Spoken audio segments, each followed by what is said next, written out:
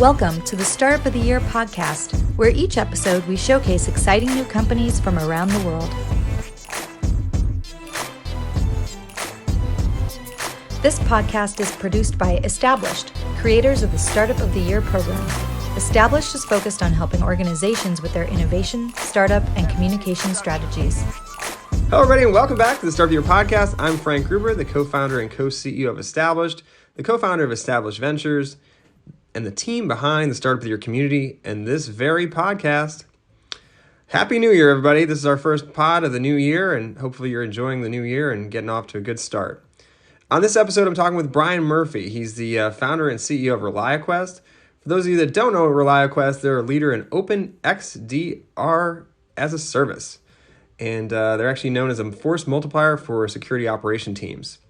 I want to thank ReliaQuest, actually, because they're a title sponsor and also sponsoring the People's Choice Award at the upcoming Startup of the Year Summit, which is taking place in person down in warm, sunny Tampa, Florida on January 25th through 27th, 2022. So we're looking forward to working with our local host and partner, Embark Collective, down there, and ReliaQuest obviously is helping support the event. We're currently scheduling all our different activities. We're excited about all the attendees that are coming down there. We're expecting a number of people, notable characters from the startup world, as well as lots of great startups too that have been selected to participate and pitch their stuff, maybe for a chance to actually compete for the champion title of People's Choice Award presented by ReliaQuest, as well as Startup of the Year, where there's an opportunity for any of the companies involved to get involved and actually have a potential $50K investment. So that's pretty exciting stuff. Some of the speakers and mentors that we're rounding up include the mayor of Tampa, Jane Castor. She's going to be there kicking things off. We've also got Jeff Vinink, the owner of the back-to-back Stanley Cup champion Tampa Bay Lightning. Duignan Minnihan. She's from Zane Venture. I think this is her like 9th year in a row of participating. She's been a big supporter of Startup of the Year. Conwell of the RareBreed VC. Is coming down to share his story and judge some startups and mentor. Blake Hall from ID.me, which is also a unicorn, an alumni of Startup of the Year. Jenn Lim, Delivering Happiness CEO, and he's got a new book called Beyond Happiness, is going to share some things about that, as well as Jesse Middleton. He's a partner at Community Fund, and as well as Flybridge. We've got Anna Mason from Rise of Rest Fund, Howard Tullman, who was the former CEO of 1871, and now he's a partner at G2T3V, which is investing in startups, and many, many more. Hundreds of startups, as I mentioned, coming down there for to be a part of this. It's gonna be a lot of fun. So if you're interested in getting involved, please do register today. You can get tickets at summit.startupofyear.com. Again, it's summit.startupofyear.com. We're looking forward to seeing you down there. Okay, now let's jump into our interview with Mr. Brian Murphy of ReliaQuest. Well, hi, Brian. Thanks so much for joining. Really appreciate you being here today to chat with us. For those listeners out there that might not know what you're up to at ReliaQuest, can you give a little bit of a background and your overview maybe of what you've been up to with ReliaQuest, maybe history of the organization and what you're all about? Sure, thanks, and glad to be with you, Frank. Really appreciate the opportunity. ReliaQuest, I'm the CEO and founder of ReliaQuest. We are a cybersecurity technology company headquartered in Tampa, Florida. We do business around the world. We just celebrated breaking the greater than $1 billion unicorn valuation mark just a few months ago. And we are the force multiplier of security operations for enterprise customers around the world. We allow them to extend detection and response in their environments to secure their organizations across cloud, on-prem, hybrid, whatever infrastructure they're running and whatever it is they need to execute what their business does. So largest retailers, largest airlines, largest hospitals, largest banks, right down to some of the fastest growing technology companies that all of you represent. Wow, that's pretty amazing. Congrats on the unicorn status. That's huge. Wanted to dive right into how did you get this started? I mean, you're a unicorn now, but you didn't start a unicorn. So take us back to the beginning. Like, what made you, where did the idea come from? How did you get it started? And kind of walk us through that journey. It's an unusual journey. I founded the company in 2007. I actually bootstrapped the business for 9 years. And if we go back to 2007, the economy was booming. I started the business to really work on the network infrastructure, network technology side of large corporations. And we came out of the gate fast. And September 15th of 2008, Bear Stearns fell. And we all remember what happened over the next year and a half there. And I'll say it was a good lesson in entrepreneurship, as I think I had a team of 10 or 12, 8 months in, we're grinding along. We were doing a bunch of projects, fixing a lot of infrastructure, doing a lot of engineering work, and there were a lot of progress billings. And so our customers were the Fortune 1000, and all those projects were stopped and halted. And I think I lost $250K of billings in a day of just that they weren't going to pay because the projects were stopped. And so we were fortunate enough to have a small contract as a sub to some groups that were doing some satellite engineering and what they called information assurance for in Iraq and Afghanistan, the Horn of Africa, supporting the Air Force and some other groups. And we went headfirst into that and started to really notice one, none of us come from the defense world or military side, so we had to learn this whole new language. And from late 2008 into 2010, we got really good at it. But what we found is we were good at was the information assurance side, and that's what they called cyber before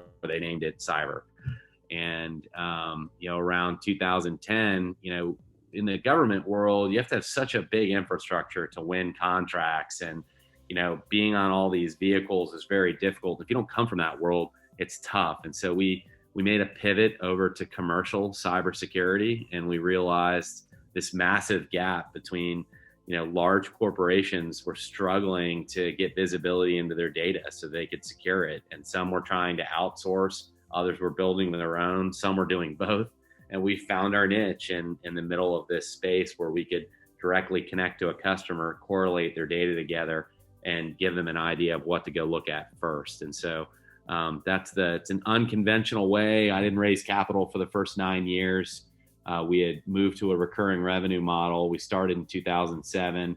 We closed our first recurring revenue contract in 2015. We raised capital, $30 million in 2016, raised capital again in 2020 with KKR growth. And so we grew from 0 in recurring revenue to more than $100 million in recurring revenue from 2015 to late 2020. Wow, that's pretty substantial. So before that, were you literally going out and selling like service packages that wouldn't be reoccurring? Like, what was the model prior? Yeah, I mean, in the early days, like I would have sold services. I would have been a scarecrow for a farmer in the startup days. And so, in the beginning, it was like going in and doing project-based, very defined statement of work type projects. And what we noticed was in cyber, it didn't matter how many times you fixed it, it was just going to break again, right? That's all IT. And so we registered our first patent in 2013. And right now we have 52 different patents that make up our gray matter platform. And what we've done is over time, we've looked to automate what I call high time, low brain activities out of cybersecurity. And so you're eliminating the things that we know we don't need to be looking at in cyber, and you can use innovation to do that, and then allow the customer, our cybersecurity customers are world-class at what they do. The problem is they just spend so much time looking at useless information. And so we've built our gray matter platform that really acts as that force multiplier, so they can detect and respond across more data without having to do it manually. Wow, that's amazing. And how do you keep evolving? Because I know, cyber in the landscape, and you hear the whole Web 3.0 and all this stuff. How do you keep, keeping up with the changes that are happening all the time with the internet and everything that's happening around that? It's a real benefit to our business, Frank. I mean, the evolution has caused our mass expansion. I mean, if you go back 5-7 years, the idea that a large enterprise would store their data in a third-party cloud environment, whether it's Microsoft or Amazon or Google, was unheard of.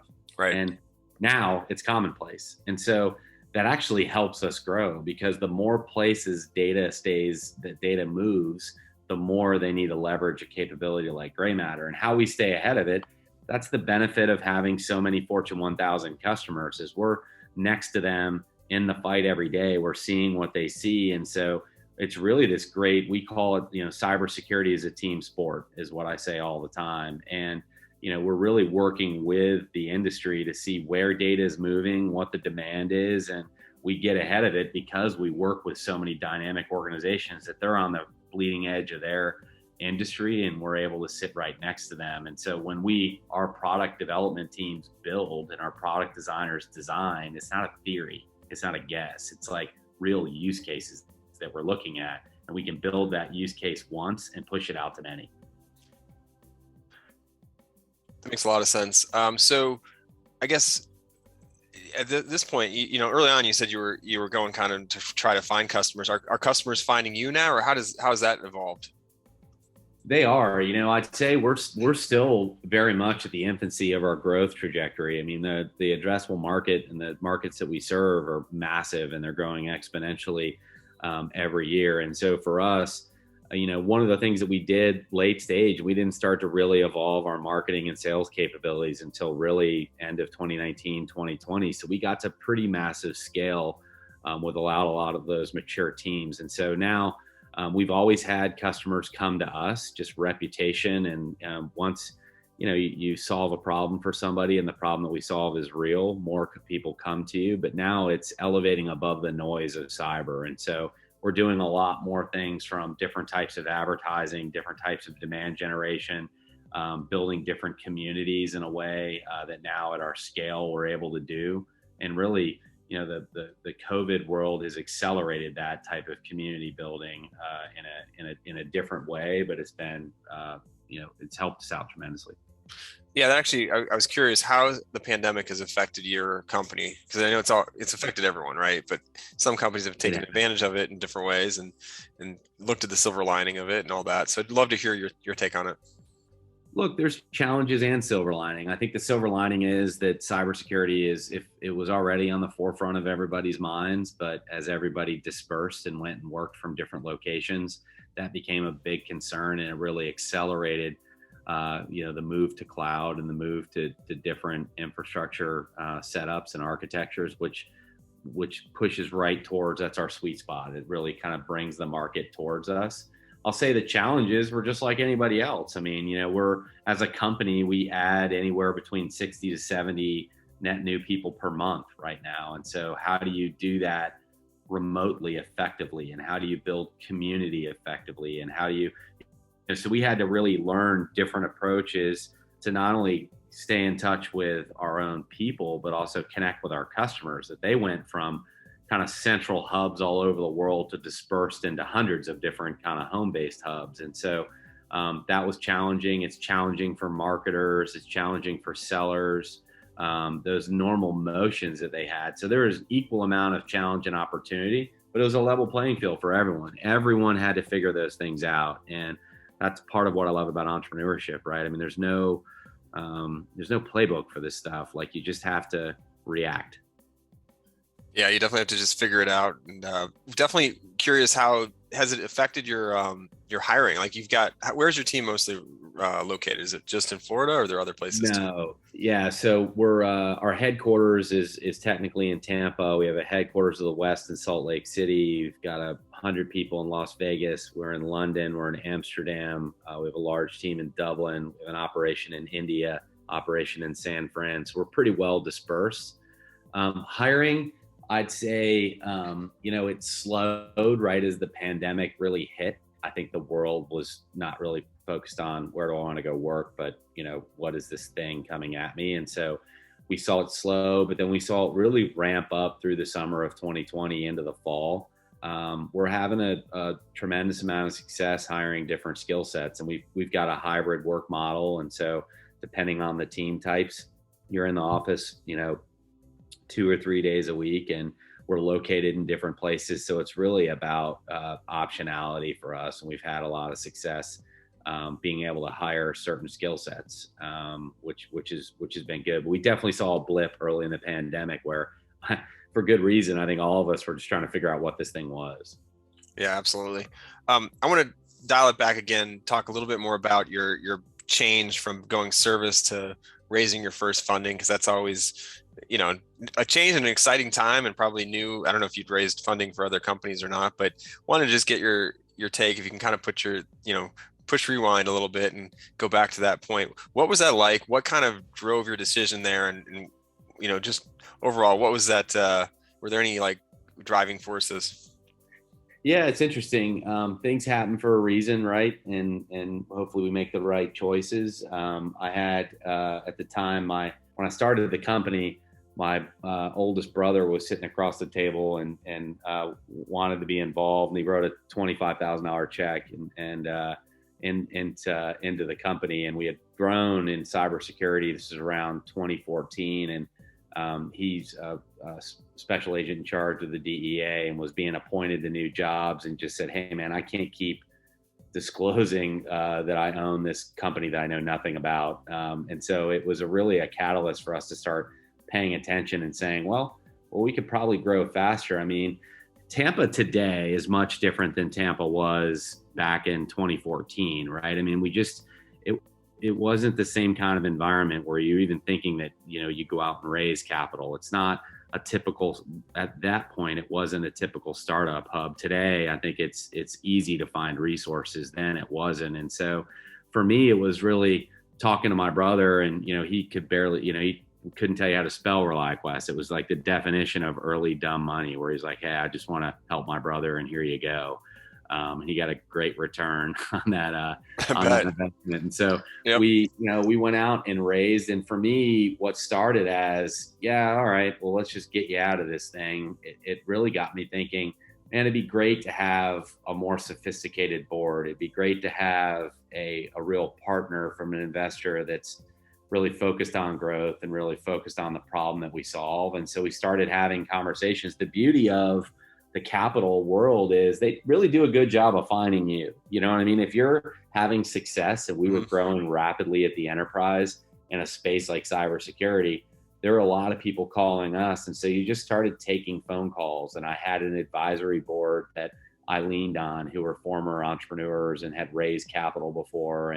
And so I had a little bit of a sounding board, and I just went into it of, hey, I don't want to do business with anybody that I can't stand to be in the same room of, right? So I kind of got the advice from Tim Holcomb. He runs the School of Entrepreneurship at Miami, Ohio, and was a partner at Accenture and built his own startups and sold them. And he had told me, you know, Brian, you need to sit down and write the 10 things that are non-negotiable for you during this before we even started, non-negotiable. And so I wrote those 10 things, and we just started having conversations, and FTV Capital were the ones that really did. And I'll say it, you know, from 2016, they're still invested with us today.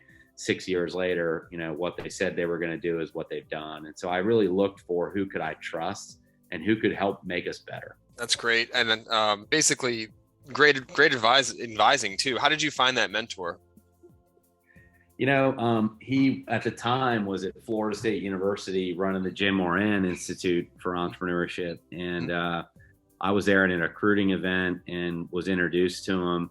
And I just called him like a couple weeks later, and I said, "Hey, you know, this sounds like a dumb question. We're a small, tiny little company.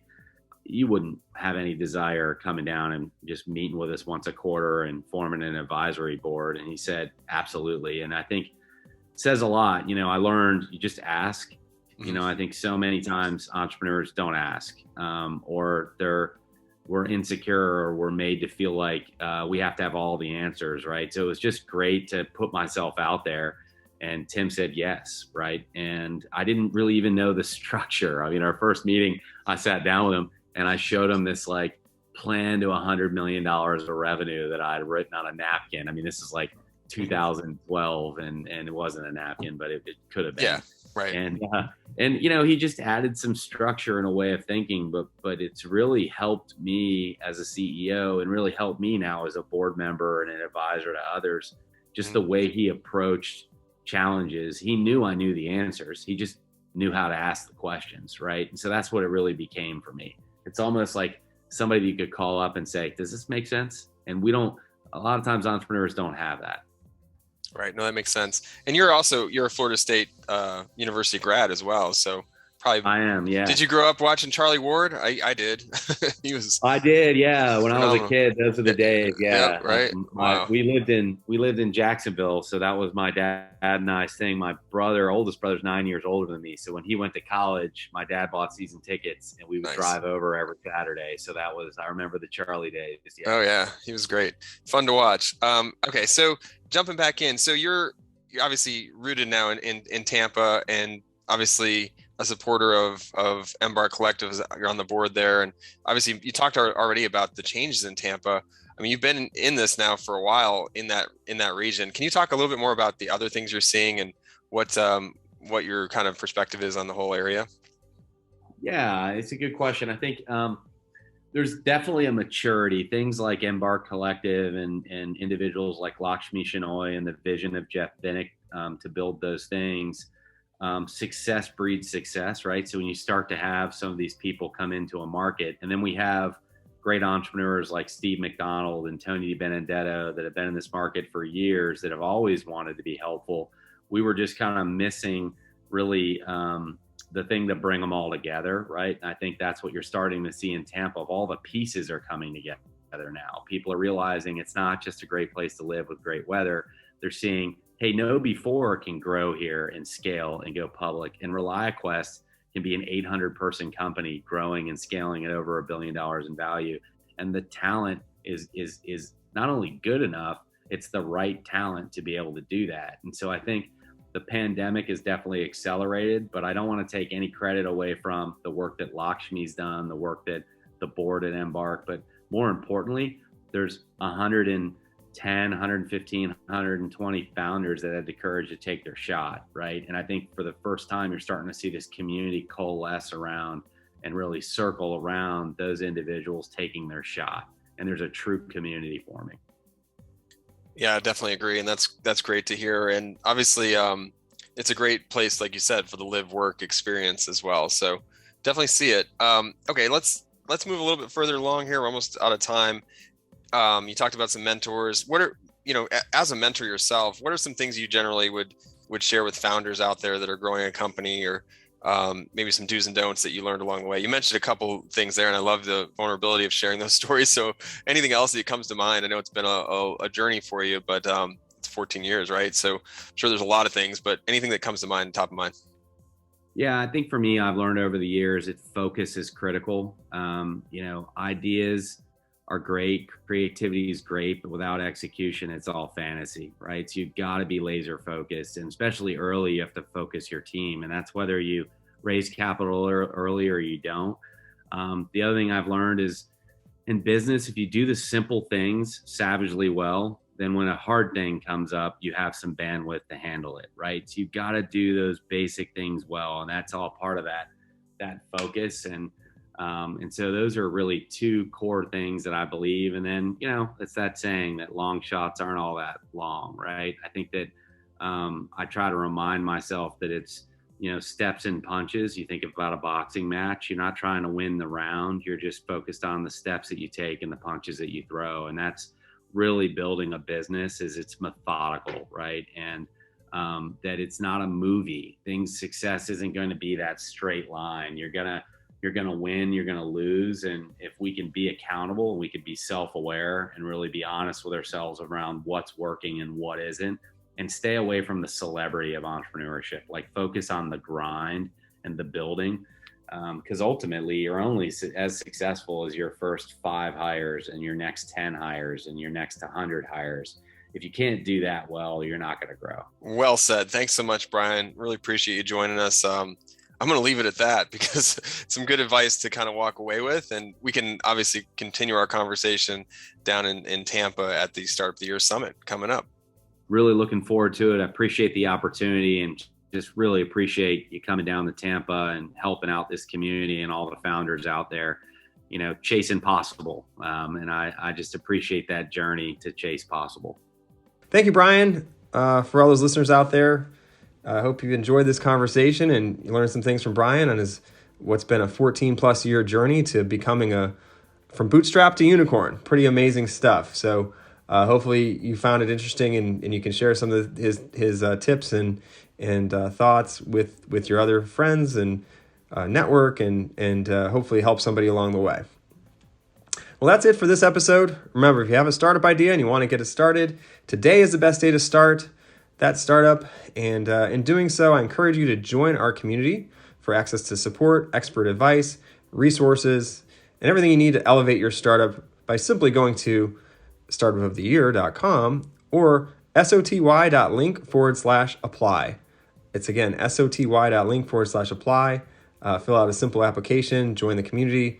We'll get you into our Slack community, and there'll be a lot of different opportunities to get involved in a lot of different things we do throughout the year. So until next time, I'm Frank Gruber signing off. Thanks again for listening, and good luck out there starting up. Thanks for listening to the Startup of the Year podcast. Be sure to subscribe, and we'll be back with another episode soon.